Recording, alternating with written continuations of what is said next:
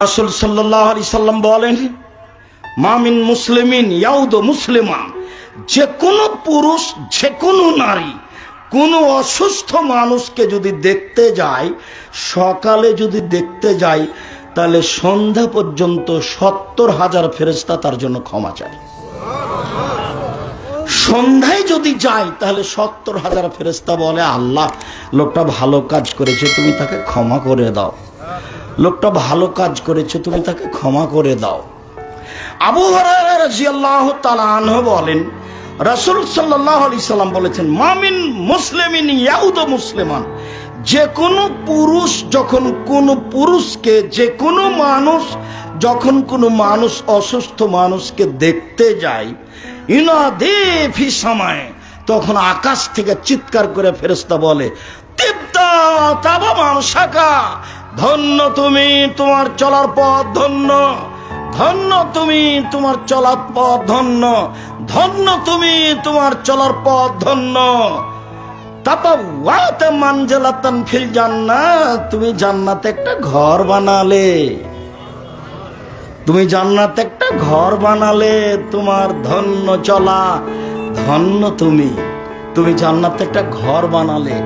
যখন কোনো অসুস্থ মানুষকে কোনো মানুষ দেখতে যায়, তখন ফেরেশতা আকাশ থেকে এভাবে বলে। এই কথা রাসূল সাল্লাল্লাহু আলাইহি ওয়াসাল্লাম বলেন। এর সাথেই তিনি নিজে দেখতে যেতেন। যেহেতু জুমার খুতবা আমরা লম্বা করতে পাবো না, এই অংশ কমিয়ে দিয়ে আমরা এখানে চলে আসলাম। অসুস্থ মানুষকে দেখতে গেলাম, কি বলবো। আল্লাহর নবী একজন পল্লীর বেদুইন অশিক্ষিত গোয়ার মানুষকে দেখতে গেলেন। দেখতে গিয়েই বলছেন, লা বাসা তাহুরুন ইনশাআল্লাহ, কোনো সমস্যা নেই, ভালো হয়ে যাবে, ভালো হয়ে যাবে। এই কথাটা বৃদ্ধ মানুষ মেনে নিতে পারেনি। ও তখন বলছে, কাল্লা, কখনো নয়, অসম্ভব, আপনার কথা ঠিক নয়। কেন? আমি একবার অচল বৃদ্ধ মানুষ, আমার গায়ে এত জ্বর, পানি যেমন টকবক টকবক করে ফুটে, আমার গায়ে জ্বর তেমন ফুটছে, আর আপনি বলছেন ভালো হয়ে যাবে, মানে কিসের ভালো হবে? ও বুঝতে পারেনি রাসূলের এত বড় মানুষের কথাটা। তা গ্রামের মানুষ যা বলার তাই বলেছে। তখন আল্লাহ রাসূল বলছেন, নাম এ দাম, আচ্ছা ঠিক আছে, তাহলে তুমি যেটা বললে সেটাই। আল্লাহ রাসূলের কথাটা যখন নিল না, তা আল্লাহ রাসূল আর কিছু বললেন না, বললেন আচ্ছা ঠিক আছে, তুমি যেটা বললে সেটাই, আমি তো বলেছিলাম কোনো সমস্যা নেই, ভালো হয়ে যাবে। কিন্তু তুমি একবারে ক্ষেপে গিয়ে বললে, না এটা হতে পারে না, একটা অচল বৃদ্ধ মানুষের উপরে গায়ের জ্বর মনে হচ্ছে টকবক করে ফুটছে, আর আপনি বলছেন ভালো হয়ে যাবে, মানে কথাটা বুঝতে পারলেন কিনা? আল্লাহ রাসূলের এটা চিরাচরিত নীতি ছিল। প্রথমেই তিনি গিয়ে বলতেন, লা বাসা তাহুরুন ইনশাআল্লাহ, কোনো সমস্যা নেই, ভালো হয়ে যাবে। এটা ডাক্তারকে বলতে হবে। 14 বার মাস্টার ডিগ্রি পাস করলে ডাক্তারি লেনে এ বাক্য আপনি পাবেন না। এটা চিকিৎসার প্রথম ঔষধ, চিন্তা করবেন না, ভালো হয়ে যাবে, এটা প্রথম। দ্বিতীয় হলো এই, আয়েশা রাদিয়াল্লাহু তাআলা আনহা বলেন, যে কোনো অসুস্থ মানুষ যখন রাসূলের কাছে আসতো বা তিনি যেতেন, তিনি বলতেন, আজহিবিল বাস, আল্লাহ তুমি রোগ দূর করো, আনতা শাফি রাব্বান নাস, তুমি তো হচ্ছ মানুষের প্রতিপালক, ওয়াসফে, তুমি রোগ দূর করো, আনতা শাফি, তুমি তো রোগ দূর করার মালিক, লা শেফা, কোনো আরোগ্য নেই, ইল্লা শেফাউকা শেফান, তোমার আরোগ্যই চূড়ান্ত, লাইবাদর সাকামা, এমন ভাবে আরোগ্য দাও যাতে কোনো রোগী না থাকে। এভাবে তিনি বলতেন, এবং ওই সময়ে গায়ে তিনি হাতে ভাবে বুলাতেন, আজমিল বাস রব্বান নাস অশফে আনতা শাফি লা শিফা ইল্লা শিফাউকা শিফাউন লা ইয়াদুরু সাকামা।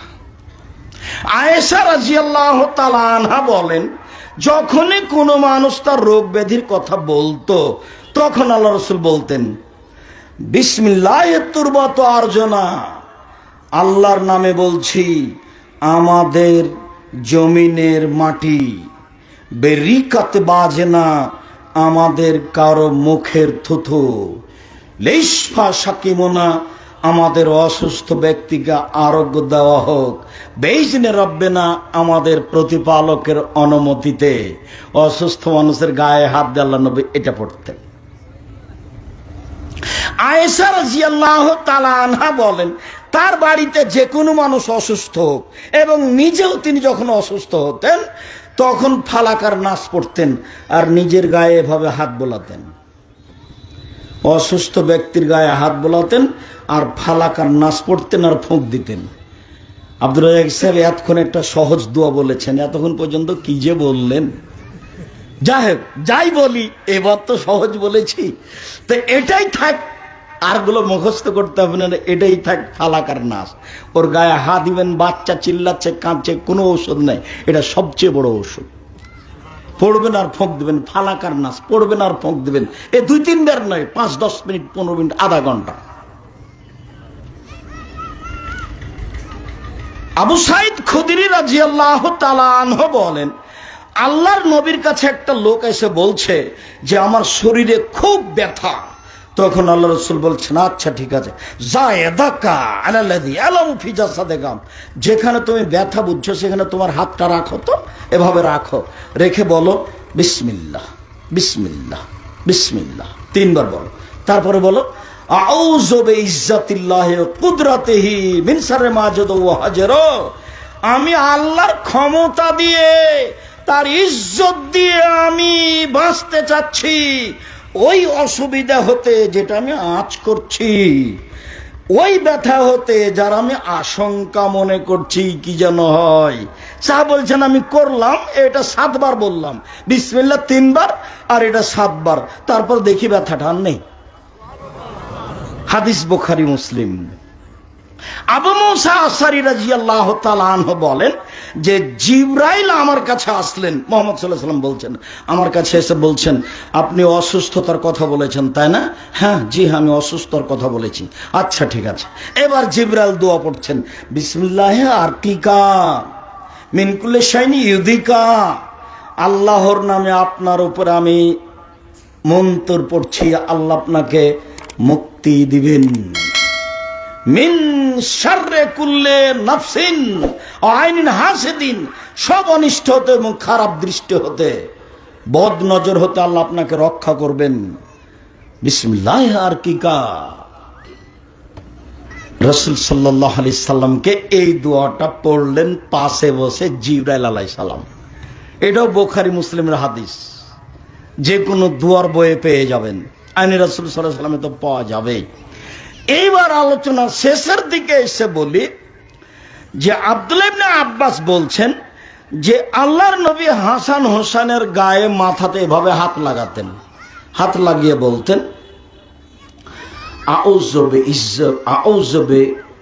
আউযু বিল্লাহি বিকালিমাতিল্লাহি তাম্মা মিন কুল্লি শাইতানিন ওয়াহাম্মা ওয়া মিন কুল্লি আইনিন লাম্মা। আউযু বিল্লাহি বিকালিমাতিল্লাহি তাম্মা, আল্লাহর কাছে আশ্রয় চাচ্ছে আল্লাহর পূর্ণ কালেমা দিয়ে। মিন কুল্লি শাইতানিন হাম্মা, সব শয়তান হতে এবং বিষাক্ত প্রাণীর বিষ হতে। অমিন কুল্লি আইনিন লাম্মা, এবং সর্ব ধরনের বদ নজর হতে। বদ নজর খুব খারাপ জিনিস। আপনি একটা ছেলেকে কোলে নিলেন, ছেলেটা খুব সুন্দর, ছেলেটা কত সুন্দর রে, একটু পরে ছেলে এমন পায়খানার পেশাব বমি করতে করতে একবার মরে যাবে, এর নাম বদনজর। হবেই, বদনজর খুব খারাপ। আপনার স্ত্রী আপনাকে বলছেন জোহরের সালাতে বের হচ্ছেন, শোনো শোনো শোনো, দেখো মুরগির বাচ্চাগুলো কত সুন্দর, 13টা বাচ্চা সুন্দর সুন্দর হাঁটছে। তখন আপনি বললেন হ্যাঁ সে তো খুবই ভালো লাগছে দেখে। এবার আপনি জোহরের সালাত আদায় করে বাড়িতে আসছেন, আপনার স্ত্রী বলছে আরে আর বলো না, একটা চিল এসে 3টে নিয়ে চলে গেল। আর আপনি বিকালে দেখবেন 5-7টা সবে অসুস্থ হয়ে গেছে, এর নাম বদনজর। আল্লাহ রাসূল বলছেন ভাগ্য ভেঙে দিতে পারে বদনজর, তাকদীর ভেঙে দিতে পারে, নষ্ট করে দিতে পারে। যেটা পৃথিবী সৃষ্টির 50,000 বছর পূর্বে লেখা হয়েছে, সেটাকে বদনজর ভেঙে দিতে চাই। বদনজর খুব খারাপ জিনিস। এই দোয়া পড়তে হবে। দিন রাত তো নাতি নাতনিকে আদর করছে, ও আমার দাদিমণি, ও আমার নানিমণি, ও আমার আব্বু, তো দোয়াটা কি মুখস্থ আছে? দাদিমণি নানিমণিকে নিয়ে, আব্বু আম্মুকে নিয়ে আগেই কপালে হাত দিয়ে বলতে হবে আউযু বিল্লাহি মিন কালিমাতিল্লাহি তাম্মা মিন কুল্লি শাইতানিন ওয়া হাম্মা ওয়া মিন কুল্লি আইনিন লাম্মা। খুব একটা বড় নয়, বছর বছর লাগবে না মুখস্থ করতে, 3 দিন লাগবে না, একবারে জরুরি, এটা বলতেই হবে আপনাকে। কত নাতি নাতনি ছেলে মেয়ে আপনার কোলে আসছে, আদর করে নিচ্ছেন, কি বলেন, এমনিতে দিন কাটছে, তাহলে আমাদের জীবিকা নির্বাহ তেমন চলে না। শুকরিয়া, জাযাকুমুল্লাহ খায়র। সম্মানিত জুম্মার খুতবায় উপস্থিত দিনী মুসলিম ভাই বোন, আমরা জুমার খুতবার শেষের দিকে চলে এসেছি। জুমার খুতবার শেষে আপনাদের সাথে সলাতের পরে আরো 2টা কথা থাকবে। তবে এখানে আমি এই মুহূর্তে বলে রাখছি যে আমরা মাঝে মধ্যে জুমার খুতবাতে এখানে আসবো ইনশাআল্লাহ, আমরা আশাবাদী ইনশাআল্লাহ। আমি আন্তরিকভাবে চাচ্ছি আপনাদের উত্তরবঙ্গে জামিয়া সালাফে নামে একটি বিশাল প্রতিষ্ঠান গড়ুক, যে কোনো মূল্যে। আল্লাহ তুমি কবুল করো, এটা আন্তরিকভাবে আমি চাচ্ছি। আল্লাহ আপনারা একটু অন্তর থেকে চান, আল্লাহকে বলেন আল্লাহ তুমি আমাদের এই এলাকায় উত্তরবঙ্গে একটা বড় প্রতিষ্ঠান জামিয়া সালাফে নামে কবুল করো, আল্লাহ। বাকিটুকু কথা পরে থাকছে। আমি আবার আপনাকে অনুরোধ জানাচ্ছি যে মন দিয়ে হোক, অর্থ দিয়ে হোক, পরিশ্রম দিয়ে হোক, শ্রম দিয়ে হোক, পরামর্শ দিয়ে হোক, যে কোনো মূল্যে আপনি জামিয়াল সালাফিয়ার সাথে থাকার চেষ্টা করবেন।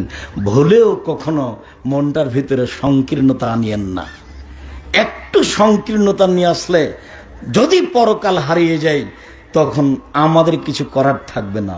আপনি বিশ্বাস করেন আমি আব্দুর রাজ্জাক বিন ইউসুফ, আপনি বিশ্বাস করেন আমি আব্দুর রাজ্জাক বিন ইউসুফ, আল্লাহর কসম, আল্লাহর কসম, আল্লাহর কসম, জামিয়া সালাফের পিছনে আমার 1 পয়সা সুবিধা প্রয়োজন আছে এটা আমি কোনোদিন প্রয়োজন মনে করিনি, এটা আমি কোনোদিন ভেবেও দেখিনি, এটা আমি কোনো ভাবিও না। আমি এখন দেউলিয়ার মধ্যে আছি। আমার বাপ যখন ছিলেন তখন একটু জমি জায়গা দেখে বলতেন যে এই অবস্থা, এই অবস্থা। আমার মা যখন ছিলেন তখন বলতেন তোর অবস্থা যা, তো মানুষের জমি জায়গা নিয়ে নেবে। এখন আমার মাও না, আমাকে কিছু বলেও না। আমি এখন এমনি আছি দুনিয়াতে, কোন প্রকার স্বার্থ নিয়ে, সরিষা সম্পূর্ণ স্বার্থ নিয়ে আমি উত্তরবঙ্গে তেঘরা, বিরল, দিনাজপুর জামিয়া সালাফে আসেনি। আপনি অন্তরে দৃঢ়তা রেখে, অন্তরে জোরালোভাবে দৃঢ়তা রেখে জামিয়া সালাফের এক সরিষার সমপরিমাণ ত্রুটি হোক, ক্ষতি হোক, এরকম হিসাব নিকাশ করে 1 মিনিট চললে পরকালে কি হবে সে জবাব আমি দিতে পারবো না। আমি আপনাকে মূল্যায়ন করতে পারি আর না পারি। আপনি এখনই 5 লাখ টাকা দিলেন, একটু পরে আপনি আমাকে সালাম দিচ্ছেন, আমি আপনাকে বলতে পারি আপনি কে। এই উত্তর আপনি আমার কাছে কষ্ট নেবেন না। আপনি এর বিনিময়ে আপনি আল্লাহর কাছে নেন। বিশ্বাস করুন, শিরক মুক্ত প্রতিষ্ঠান জামিয়া সালাফিয়া, বিদআত মুক্ত প্রতিষ্ঠান জামিয়া সালাফিয়া, দল মুক্ত প্রতিষ্ঠান জামিয়া সালাফিয়া, সংগঠন মুক্ত প্রতিষ্ঠান জামিয়া সালাফিয়া। জামিয়া সালাফিয়া কাউকে উঠানো হয় না, নামানো হয় না। জামিয়া সালাফিয়া দেশ বিদেশের আন্তর্জাতিক মানের যারা বড় বড় শিক্ষক, তারাই শিক্ষকতা করছে, করবে ইনশাল্লাহ। যেখানে একমাত্র লক্ষ্য উদ্দেশ্য থাকবে এদের ছেলে মেয়েকে বাংলা, ইংরেজি, আরবি উন্নত মানের শিক্ষা দিয়ে অন্যায়ের বিরুদ্ধে লড়তে হবে যে কোনো মূল্যে। মুখে কলমে মিডিয়ায় এটা হচ্ছে মৌলিক লক্ষ্য। বিশেষভাবে তেঘরায় বসবাস করছেন যারা, তাদের কাছে আমার আরো জোরালো অনুরোধ থাকছে, আপনাদের এটা একটা বিশাল পাওয়া, আল্লাহ আপনাদের কবুল করুক। এটা আপনাদের একটা বিশাল পাওয়া, এটা আল্লাহ আপনাদের কবুল করুক। নিজেরাও নারী পুরুষ সহ, স্বামী স্ত্রী সহ, ছেলে মেয়ে সহ মাঝে মধ্যে আল্লাহ তুমি জামিয়া সালাফে কবুল করো। আর কোন সময় এর পিছনে সামান্যতম কোন সরিষা সম্পর্কে কটু বাক্য মুখ দিয়ে বের করবেন না। পরকাল হারিয়ে গেলে আমার কিছু করার থাকবে না। আপনি বিশ্বাস করুন, কোন প্রকার স্বার্থ নাই জামিয়া সালাফে। আপনি এই কথা মনে রাখেন। আমি আব্দুর রাজ্জাক বিন ইউসুফ কসম করে বলছি, জাতির কাছে সুবিধা ভোগ করবে এই জন্য আমি জাতির সাথে কোনোদিন যাইনি, যাওয়ার লাগে না আমাকে। এরকম পরিবেশ আমার কাছে নেই। অন্তর থেকে ভালোবাসা দিয়ে সপরিবারে সাথে সাথে যেদিন আমি উপস্থিত হব সেদিন সারা দিনাজপুরবাসীর কাছে আমার অনুরোধ, শুধু দিনাজপুর নয়, দিনাজপুর, লালমিনহাট, নীলফামারী, কুড়িগ্রাম, পঞ্চগড়, ঠাকুরগাঁ, গাইবান্ধা, আপনার বগুড়া, জয়পুরহাট, এই যত ডিস্ট্রিক্টে দিনী ভাই বোন আছেন উপস্থিত হওয়ার চেষ্টা করবেন যে কোনো মূল্যে। আমি আপনার কিছু না কিছু উপকার করবই করবো ইনশাল্লাহ। হয় বিদ দিয়ে তো করবো, না নিম ধর্মের নিয়ম নীতি দিয়ে করবো, আর নাহলে আপনাকে দিনী ভাই বোন হিসাবে আমি কিছু আশ্বস্ত করব পরকালের ইনশাল্লাহ। এটুকু আমার কাছে আছে, যেটুকু আমার কাছে আছে সেটুকু আপনাকে দেওয়ার আমি প্রাণপণে চেষ্টা করব। সম্মানিত দিনী ভাই বোন, আমি সকলের দৃষ্টি জামিয়া সালাফের প্রতি জোরালোভাবে দেওয়ার অনুরোধ রেখে আজকের বক্তব্য অনুযায়ী বাকি জীবন মানুষের কল্যাণে থাকার অনুরোধ রেখে, অসহায় মানুষের পাশে দাঁড়ানোর অনুরোধ রেখে, টাকা পয়সা ইনকাম করব মানুষ, অসহায় মানুষের পাশে দাঁড়ানোর জন্য। এদেশের বেসরকারি কওমি মাদ্রাসার পাশে দাঁড়ানোর জন্য টাকা ইনকাম করব। টাকা ইনকাম করব কোটি টাকা কাউকে উঠানো নামানোর জন্য নয়। আর টাকা কোনোদিন কম ইনকাম করবো এটা মনে করিয়েন না। টাকা উসমানের মতো ইনকাম করব। উসমান রাদিয়াল্লাহু তাআলা আনহু যেমন সারা সৌদি আরবের মাটিতে সবচেয়ে বড় ধনী ছিলেন, সবচেয়ে বড় ধনী হওয়ার চেষ্টা করব যে কোনো মূল্যে, অসহায় মানুষের পাশে দাঁড়ানোর জন্য। বাস, অসহায় মানুষের সহযোগিতা করবে, এটাই থাকবে টাকা পয়সার উপার্জনের মাধ্যম। জান্নাত কিনে নিব, জান্নাত পাবো এই আশায় দিন কাটাই নেয়। আল্লাহ তুমি এভাবে কবুল করো, আল্লাহ আমিন। আল্লাহ আমাদের যারা মারা গেছে তুমি তাদের কবরের শাস্তি মাফ করো। আমরা যারা অসুস্থ তুমি তাদের আরোগ্য দান করো। আমরা যারা বেঁচে আছি তুমি তাদের তোমার রাসূলের পদ্ধতি অনুযায়ী চলার তৌফিক দান করো। আল্লাহ তুমি আমাদের জামিয়া সালাফে কবুল করো। আজকের আলোচনা অনুযায়ী আমাদের বাকি জীবন পরিচালনা করার তৌফিক দান করো। তোমার